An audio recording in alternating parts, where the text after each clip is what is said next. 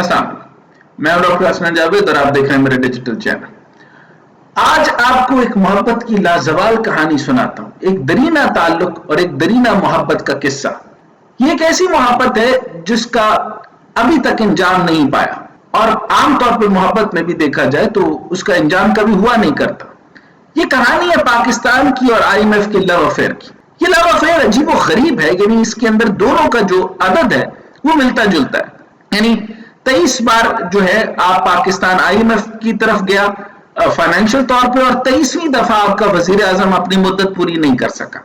यानी ये 23 का आंकड़ा जो है ये मोहब्बत के अंदर जो क्या आदत करता है, इसके लिए इल्म नजूम से रुजू करें या किसी और ऐसे माहिर से रुजू करें कि आपस में मामला क्या है। किसी ज्योतिषी को बुलाएं या किसी महंत को बुलाएं या कोई साहूकार को बुलाएं, कोई तरीकाकार करना पड़ेगा कि ये तरीकाकार बताएं कि क्या मामला है कि अदद आपस में मैच नहीं हो रहे। ना 22 बार वजीर आजम पूरा हुआ, ना 22 बार हमारा IMF मुकम्मल हुआ। हाँ, 23 के आंकड़े के अंदर कहीं ना कहीं मसला है, आधी मुद्दत और आधा IMF, ये कोई तरीकाकार मिलता जुलता नजर आ रहा है।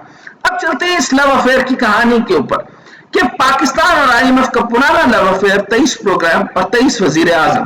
पाकिस्तान ने क्या किस्मत पाई है कि अब तक पाकिस्तान ने IMF से 22 प्रोग्राम लिए और अब तक 23वां चल रहा है, और अब पाकिस्तान के 22 वजीर आजम बगैर अपनी मुद्दत पूरी किए घर जा चुके, और अब 23वां वजीर आजम चल रहा है। यानी आज तक 22 वजीर आजम अपनी मुद्दत पूरी कर सके और ना ही IMF के प्रोग्राम में से सिर्फ एक प्रोग्राम की तकमील को पहुंचा। अब मुल्क का 23वां वजीर आजम अपनी आधी मुद्दत पूरी करने की कोशिश में है, और IMF का 23वां प्रोग्राम भी, यानी पाकिस्तान और IMF की तकदीर एक दूसरे से जुड़ी हुई और दोनों एक दूसरे के लिए लाजिम और मलजूम हो गए। अगर दोनों के लव अफेयर की बात की जाए तो दोनों की मोहब्बत जनरल अयूब के दौर से शुरू हुई, जब 1965 और 1968 में यके बाद दीगरे 2 IMF प्रोग्राम लिए गए। इसके बाद जुल्फिकार अली भुट्टो ने भी IMF से खूब मोहब्बत निभाई। जब वो 3 दफा IMF के पास गए, 1972 में गए, 1974 में और फिर 1977 में। भुट्टो के बाद जनरल ज़ियाउल हक का दौर शुरू हुआ, मगर IMF ने जनरल ज़िया से भी बड़ी उल्फत दिखाई और 2 मरतबा यानी 1980 और 1981 में IMF के पास गए। ज़िया के बाद 1988 में जमहूरियत आई तो जमहूरियत ने भी IMF को गले लगाया। बेनजीर और नवाज शरीफ के दौर में 1988 और 1997 के दौर में IMF से 8 मरतबा रुजू किया गया। ये ऐसा रुजू था कि इसके बाद तो तलाक के बाद भी इस तरह का रुजू नहीं हुआ करता जिस तरह का रुजू इन्होंने मुसलसल किया। यानी 8 बार मरतबा रुजू किया गया, यानी 5 मरतबा पीपल्स पार्टी और 3 मरतबा मुस्लिम लीग नून IMF से फायदा उठाया। 1999 में जनरल परवेज मुशर्रफ की हुकूमत ने भी IMF से 2 मरतबा कर्ज लिया, लेकिन इंतहाई कम शरह सूद पर। यह बहुत इंपॉर्टेंट बात है और इसको मैं अंडरमार्क करता हूं। 2008 में पीपल्स पार्टी की हुकूमत तो आई, आसिफ जरदारी ने IMF से तारीख का सबसे बड़ा बेल आउट पैकेज लिया। इसके बाद आता है 2013 और नवाज शरीफ की हुकूमत, और IMF की मोहब्बत मुस्लिम लीग नून ने भी खूब निभाई। 2013 में जब मुस्लिम लीग नून का इक़्तिदार में आई तो इसने भी IMF की तरफ जाने में देर नहीं लगाई, और जो अहम बात है या फिर इसे क्रेडिट भी कहा जा सकता है कि 3 साल IMF प्रोग्राम नून लीग के दौरे हुकूमत में पूरा हुआ, यानी उन्होंने डोजेज मुकम्मल कर लिया। अब इसमें ये 2 तरीकेकार हो सकते हैं, या तो उन्होंने खाया बहुत और लगाया भी बहुत, और फिर इस तरीके से इन्होंने IMF का प्रोग्राम मुकम्मल भी कर लिया। अगरचे नून लीग सिर्फ 4 मरतबा IMF प्रोग्राम में गई, लेकिन इसने इतना कर्ज दिया कि डिक्टेटर्स के दौर में भी इतना कर्ज कभी लिया गया था और उन डिक्टेटर्स के दौर को भी पीछे छोड़ दिया गया। इसके बाद इमरान खान की हुकूमत आई तो कहा गया कि फांसी चढ़ जाऊंगा लेकिन IMF के पास नहीं जाऊंगा। लेकिन वो क्या कहते, छुट्टी नहीं है मुंह से काफिर लगी हुई। तहरीक इंसाफ की हुकूमत ने IMF के पास जाने में देर जरूर की, लेकिन आखिरकार जाना पड़ा। इमरान खान की हुकूमत अदम एतमाद के जरिए खत्म करने के बाद जब PDM इत्तेहाद की हुकूमत बनाई तो IMF के प्रोग्राम को जारी रखने में बड़ी मुश्किल पेश आई। मुफ्ती इस्माइल IMF के साथ कामयाब मुज़ाकरात के करीब पहुंच गए थे, लेकिन जब इसहाक डार आए तो उन्होंने IMF को तड़ियां लगाना शुरू कर दी।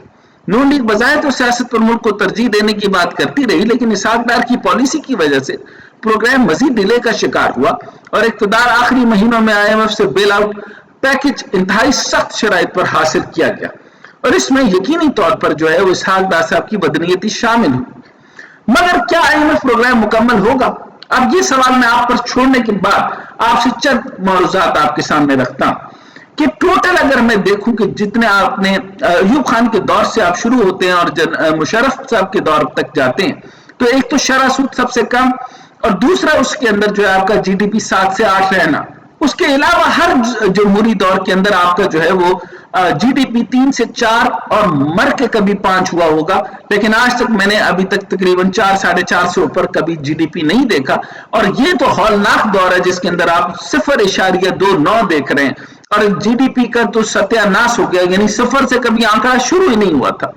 अब आपके हालात ये आ चुके, लेकिन अब इसमें कंपैरिजन आपके लिए है कि आपके जमहूरी लोग, आपके जो जमहूरी सियासी लोग हैं, इन लोगों को क्या तरीका कार नहीं है, या इनको निजाम नहीं संभालना आता, ना आज तक ये रिफॉर्म्स बना सके, ना आज तक स्ट्रक्चर बना सके, ना आज तक ये काउंटीज बना सके, ना आज तक ये सूबों को जो है उसकी जो है डेवोल्यूशन ऑफ पावर कर सके, ना ये नीचे के निचला निजाम तक पहुंच सके, ना ऊपर का निजाम बना सके। और आज जो है वो दोबारा बात जो है वो मिलिट्री तक बात पहुंच गई कि इनको निजाम भी बना के देना होगा, यानी 2-2 वजारतें हैं, हर जगह डुप्लीकेशन है, यानी एक ऊपर वजारत खजाना फेडरल में, एक वजारत खजाना सूबे के अंदर है, यानी 4-4 सूबों में मुंतकिल होती है। तो हर वजारत इसी तरह डुप्लीकेट होती बोर्ड ऑफ इन्वेस्टमेंट पंजाब का अलग है, बलूचिस्तान का अलग है, KPK का अलग है, इसी तरीके से सिंध का अलग है और फेडरल का अलग है। तो कौन किससे बात करेगा? आज पूरी दुनिया का सबसे बड़ा सब्जेक्ट यह है कि हम आपसे ट्रेड करना चाहें और आपकी फॉरेन डायरेक्ट इन्वेस्टमेंट को बढ़ाना भी चाहें, तो हमने बात किससे करनी है? इतनी कंफ्यूजन तो कभी ना थी। और रही बात IMF की प्रोग्राम की, तो आप ये समझ लीजिए कि ये सारा का सारा पैसा, धन दौलत जितनी जमा हुई, सिर्फ अशराफिया ने खाई, और इसके लिए प्रोजेक्ट नहीं बनाए गए, डेवलपमेंटल प्रोजेक्ट नहीं बनाए गए।